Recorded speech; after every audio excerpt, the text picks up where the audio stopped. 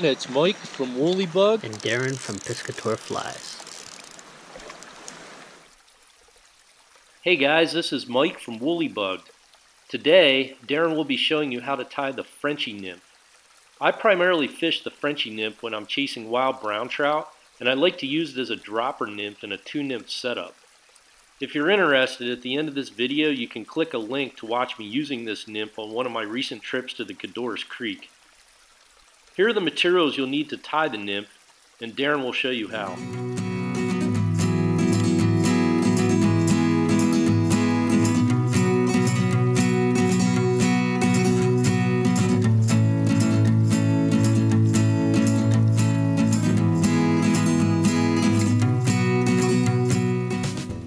Thanks, Mike. Let's get a fresh hook in the vise. Today we're going to be using a Mustad Signature S82-3906B. You might have seen this pattern tied with jig hooks as well. It's another option that you have at your disposal. And for bead, we've got a gold tungsten bead on here today. And I believe this is a number 10 hook, and I'm using a 4.0 millimeter bead. So we're going to add a little bit of extra weight to this to help really weight this fly. And we'll put about 8 to 10 wraps of 0.15 lead on there. And we're just going to push those wraps right underneath the bead. That'll help secure the bead in place, and it'll also help keep the lead wire right at the head of the fly. I'm using a Flymaster 6/0 70 denier thread in the fluorescent pink here. We're just going to tie that on right behind the lead and then take it back to the bend. So we want to keep in mind when we're tying this fly just to make it durable. So one thing I'm going to do is just add a little bit of head cement just to the lead, and then I'm going to wrap through that with some of the thread. And that's just going to help secure the lead to the hook shank, and it's not going to twist around too much. So if fish grabs a hold of that, it's not going to twist your fly apart. And we'll take our thread back down to the bend of the hook. We're going to tie in our first material here. So I've got a couple different pelts of the whiting Coq de Leon. And as you can see, it's got nice speckled hackles. This one is a medium Pardo. So I'm going to take one of the feathers from near the bottom. And I'm just going to strip off a few barbs off of this stem. This is a bigger hook, so I'm going to use a few more. So maybe somewhere around 8 to 10 barbs or fibers. And we'll just make sure that we got those matched up. These are nice stiff fibers for the tail. And we'll just tie those in, and we'll cut them off so that they marry into that lead body, and that'll help us kind of match the step, just so we don't have a big discrepancy in the width of our body along there. Kind of keeps things nicely tapered. I'm going to take some gold ultra wire. This is a brassy size. And we're going to take a length, and we're going to just start that right where the lead ends. Wrap that in.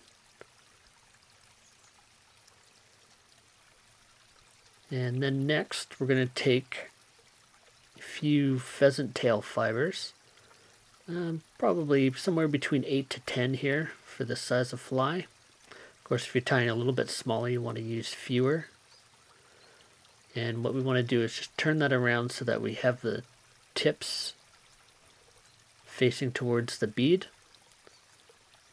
And that's going to be the thinnest side. We just clip the tips off that, tie that in to meet the lead, and then we'll wrap our thread forward. Now one thing you can do here is just wrap this opposite of the thread.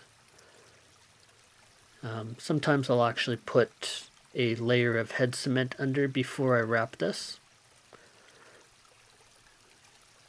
And So we've wrapped the opposite way of the thread. This is sort of a reverse wrap technique.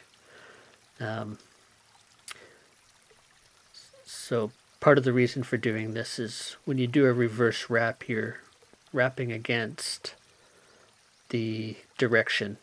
So that can actually loosen the feather, but we're going to wrap with the thread, with the wire, which actually secures the pheasant tail. So in essence, we're making this fly more secure. And so when we tie this off, we're tying the wire with the same direction as we're winding our thread. So we want to make sure that that's nice and tight in there. We're going to pull our wire straight up and give it a few twists to helicopter it out of there. That way we don't dull our scissors and we leave a nice, we don't have a little tag end for the wire. So next we're going to add our ice dub.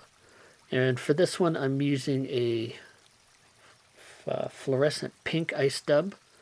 And we're just going to dub on a thin noodle. And we're going to use that to make our thorax. We don't want to go right against the bead here. We want to leave a little bit of room because we're going to create a hot spot with our thread.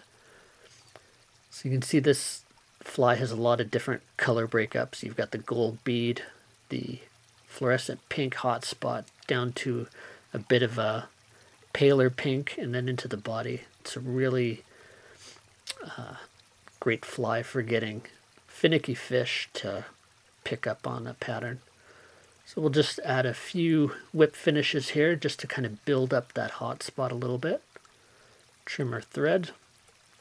And just to finish this off, we're going to give that a nice coat of some head cement. And for this, I'm using a little bit of Sally Hansen's Hard as Nails, just to let that soak into the thread wraps mostly.